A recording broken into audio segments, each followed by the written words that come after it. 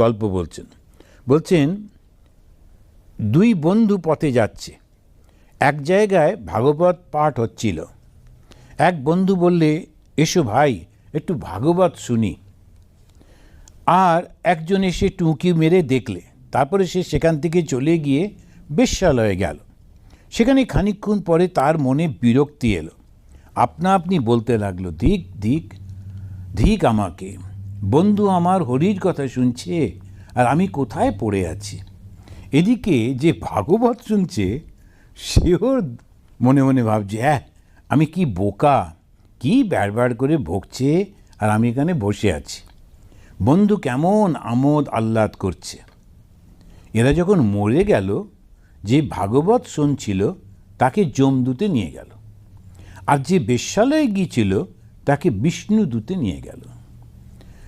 ভগবান মন দেখেন,